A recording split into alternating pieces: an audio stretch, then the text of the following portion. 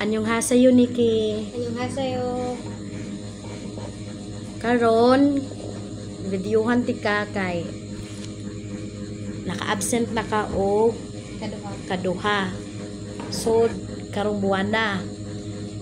So if mo absent pa ka og kausa, so automatic nakatangtang ha. So kani nga video as proof nga giwarningan kanako nakasagot ka. So ngano ni absent pa nga to nga tay? Kay napil ko sa Bible study. Apil ka sa Bible study. So ni apil ka na absinan ti ka kay wala ko'y message gikan nimo nga unsay valid nga reason. So that's why nga gisuwat akong attendance nimo is absent. So absent pag ka usa, automatic nakatangtang ha. Kay mao jud na siya rules sa atong channel. Nakasabot. Okay. Thank you. Kamsahamnida Niki. Bye-bye. Annyeonghaseyo. Si Angela. Okay, so any idea why gibidyohan te karon? Sa nga naman? Sa excuses. Excuses nimo. Okay, so unsa may reason man nganong straight man imong excuse? Ang uban dire na ibaton sa bala niya activity bitaw sa eskwelahan niya. Katong usad te kay dili man to valid reason te kay nakatog ko pero ni-attend man ko sa level 1 niya. Ang katong pag Wednesday ambot lang. Dili ito valid reason te na-miss tami di ba? Lagi ka tanangan mo sa babag no. Kasi niapil pud nimo si Anami. Kami ba na? Kuyig sad nimo. Gadiuhan pud na akong isa pud. Ano? Pwede raman nga gahuman. 'Di ba? Unsa ang level, unsa oras ang level 3? Alas 6:30. Ay level 3. Ay squad 3 Alas 3 to 4. So pwede ra to gahuman nimo klase. Sumadto ka. No, then mo lagi 1 hour ba ang gipangayo sa study room. Then nganong dili maka klase. So kung naay assignment sa school, then kung makatabang ko, pwede ra jud ko makatabang. Ini ra. Then if pwede sad kung naay project, if wala kay mga kuan, pwede ra sa baton diri ini gahuman nimo klase diri sa study room. No. Basta ayo lang jud kuan. Ganahan pa ka sa channel? Mapil sa channel? Oh, ganahan pa di.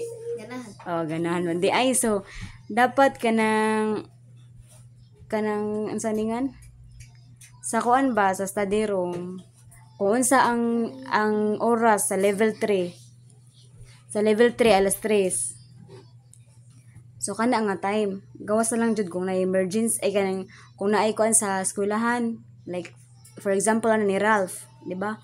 Kuan man siya so maka-appeal jud siya sa level 2 pero kung naa pa siya diri nga kana nga oras sa level 3 ay sa kana nga alas 3 so mo-attend siya ako jud na siya pa-attend. So kana then next unsa pa man buhaton na nimo dili na. Di na. Promise? Yes. Sige ha. Saka to.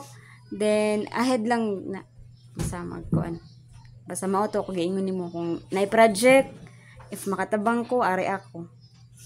If, kuan na nato. Ah? Pwede rin na nato diri, tabangan diri sa study room. Okay? Okay, sige. Annyeonghaseyo, Hyacinth. Okay, so this is an interview for your 2 consecutive absences. You were absent last November 19, then you were also absent November 20. So November 20, our class yesterday was all morning. So tanan wa may klase ato. Then pagka 19, I haven't heard from you. I haven't got any message or anything that would let me aware why you were absent. I don't have any idea why you were absent. And yesterday, you haven't still informed why you were absent. Even your classmates don't know why you were absent. And I was also sad of hearing like your classmate Wendelin and April was being scolded by your grandmother because she told them, why did you not fetch Hyacinth here at home? So just to let you know, that is no longer our responsibility of fetching you at home, because it's your responsibility to come to the study room since you already know what's the time of our study room class, right? So we are no longer obliged in fetching you at home. So let your grandmother know that, okay? So akong pinasayon, bali absent ka pag 19 o 20. So wala ko yung nakuha nga information mo niya. Yung mga classmate kay wasa kay baw o nga nung absent ka. So nga ito ang gisabutan. So diba, we already have talked about our policy right here in study room na if you will be absent, you should be informed us ahead of time, which means before magsugod ng klase o within the time nga nagklase ka. So far, makahibaw na lang mi, humana ang klase. Halos talang klase humana. It was very late. Humana may attendance. Kaya mag-ana may attendance ninyo. So, why were you absent 19? Sakit yung tiyan niya. Why did you not inform? You forgot. You forgot na you have you have class in study room?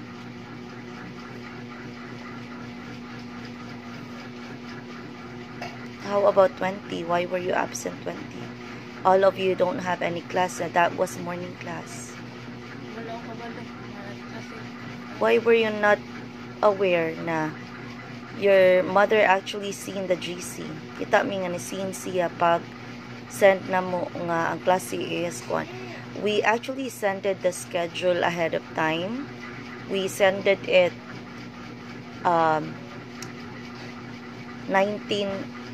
November 19 night. So Tuesday night after our class, we teacher Marisa actually sent a chat that our class will be morning because all of you don't have class. All of them, all of them is present. Yeah, why were you not present on that time? Imo lagi mga classmates present lagi. Ikaw ra wala, as well as April. Your mother did not tell you. Okay. So I don't know if these reasons is valid. But I want to warn you that this is your second absent, since you did not inform us, and the third absent will no longer have any interview. So diretso na siya taktak. Kaya ba magkana no? Even before, right? So you still have 1 week cupping, or puta na nato 2 weeks max for this month not to be absent, for you to stay in the study room. Okay? Okay. Kamsahamnida.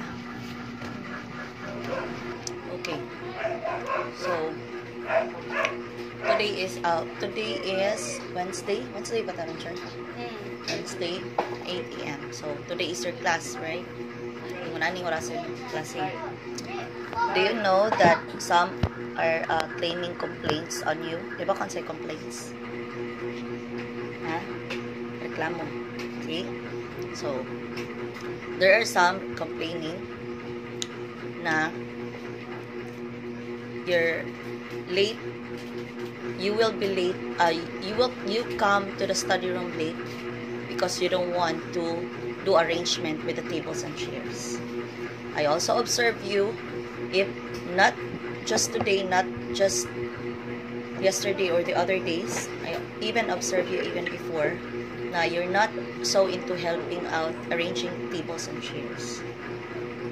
So, this is actually a warning. I want you to be early when coming to study room, just like your other classmate here in study room. Na you should be early in coming in study room. Help in arranging chairs and tables, whether arrange or whether iuli or whether i-done na inyong kuan class. And also, I have noticed that there are times that I allow you to use the cell phones because your high schools, your assignments and projects and whatsoever at school were on the phone. So I allow you to use cell phones. However, there are times that I can see you scrolling with your Facebook or WhatsApp. Wala man. Nakakita na ko nimo, I saw you. Wala. Kaya nung katong gi-kwanti ka, inanti ka, nagunsa man ka, Lorimil. Katong Scrolling to. nagkuhan man ko nangita ko kasi ay ako magtagipasi na akong kuhan. Scrolling to. So, not only me who actually observe na scrolling not like lesson related. So, next time, I want you to be careful when it comes to using your phone. So, I only allow phone basta when lesson related. This is actually a warning, okay? This is not just once, twice, or thrice. This is a lot of times. Yeah. Not only the students complain, also teacher complain. So, be careful next time. I already told you na raba na kana Dorimil, tabang og kuan, Dorimil, or nadyo times as in mo, kuan na ka. Namagay to even once nga I told you, Dorimil, tabang diri kuan. Niya na pamangganay ka. Na sila na lang anak, sure, then you go out. You walk out. Wadyo ko kalimot ato. No. Ako, I'm one of a person who really reminds of things na kanaganing which disappoints me. Usa ko sa tao nga kanang hinimaan kaayo matud pa. This is actually a warning, be careful. Yeah, make it kuan right next time. Kay kapuyan ako si paminaw nga mauni. Nagkan kayo istorya. Okay?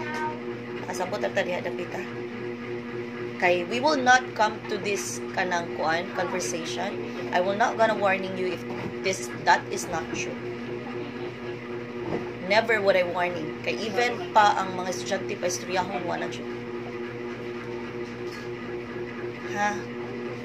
So let's do right next time, especially you're already in high school.